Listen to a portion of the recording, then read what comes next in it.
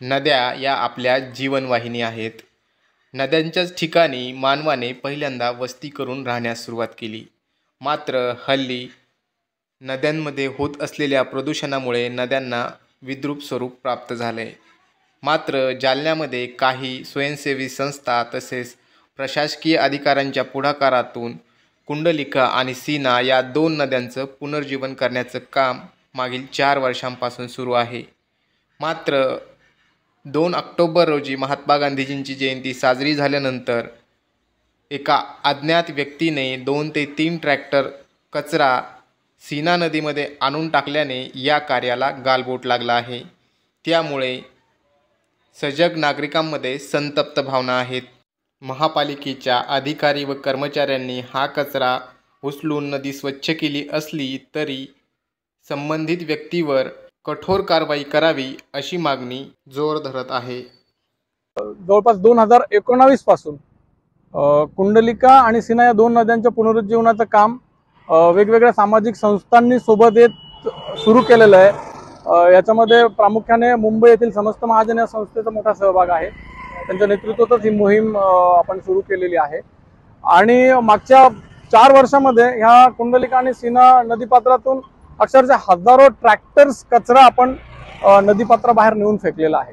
त्याच्यामध्ये बांधकामाचा भराव होता, मोठ्या प्रमाणावर प्लास्टिक होतं आणि वेगवेगळ्या प्रकारचा कचरा इथे टाकण्यात आलेला होता, डंप करण्यात आलेला होता. एक प्रकारे त्याला त्या नदीला डम्पिंग यार्डचंच स्वरूप आलेलं होतं. आणि वेगवेगळ्या सामाजिक संस्थांनी सोबत येत, सामान्य नागरिकांनी सोबत येत अक्षरशः 100 रुपये, 200 रुपये, 500 रुपये या कामासाठी डोनेशन देत स्वतः श्रमदान करत या नद्यांच्या स्वच्छतेची मोहीम हाती घेतली आणि हे सतत काम चालू आहे. माननीय पंतप्रधानांनी आवाहन केल्याप्रमाणे महात्मा गांधींच्या जयंतीपासून स्वच्छता अभियान संपूर्ण शहरामध्ये राबवलं गेलं आहे.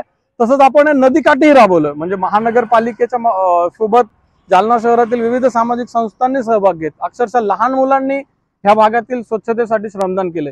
3 दिवस ह्या भागामध्ये आपण मोठ्या प्रमाणावर स्वच्छता केली, मोठ्या प्रमाणावर प्लास्टिक गोळा केलं, इतर कचरा गोळा केला आणि खूप छान अशी ती मोहीम राबवली गेली. ती मोहीम संपली आणि दुसऱ्याच दिवशी त्या कुंडलिका नदी पात्रामध्ये कुठल्या तरी शहरातीलच एखाद्या दुकानातून 2 ते 3 tractor plastic, thermocol, e waste आणि वेगवेगळा कचरा अक्षरशः अतिशय बेजबाबदारपणे आणून टाकण्यात आला आणि अक्षरशः त्याचा ढीग इथे पडलेला होता.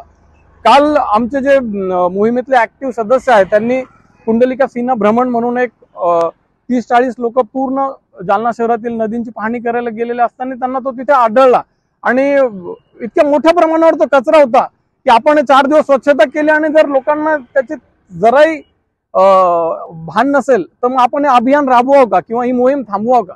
कारण जर जोपर्यंत त्याच्यामध्ये मोठ्या प्रमाणावर लोकांचा सहभाग असणार नाहीये, मग त्याच्यामध्ये व्यापारी असतील, सामान्य नागरिक असतील, उद्योजक असतील, सर्वच घटक आले, वर्षभर काम चालू असतं.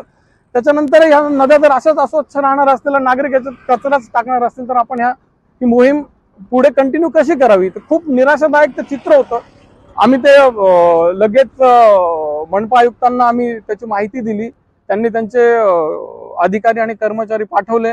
त्यांनी तो कचरा जमा केला आणि त्यांनी असं आश्वासन दिलंय की ज्यांनी कोणी हा कचरा इथे आणून टाकलेला असेल, जे कोणी बेजबाबदारपणे वागला असेल आणि एक प्रकारे त्यांनी माननीय पंतप्रधानांचा, जिल्हा प्रशासनाचा, नगरपालिका प्रशासनाचा ह्या मोहिमेमध्ये कष्ट घेणारे ज्यांनी श्रमदान केलं तर सर्वांचा एक प्रकारे त्यांनी अपमान केलेला आहे आणि अतिशय वेदनादायी आणि दुःखदायक कृत्य त्यांनी केलेलं आहे.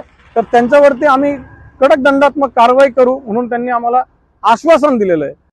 नद्यांना प्राप्त झालेलं विद्रूप स्वरूप नष्ट करून त्या पुन्हा खळखळाव्यात यासाठी काही सामाजिक संस्था, जिल्हा प्रशासन प्रयत्न करत असतानाच या प्रयत्नात खडा टाकण्याचा प्रयत्न काही समाजकंटकाकडून झाला आहे.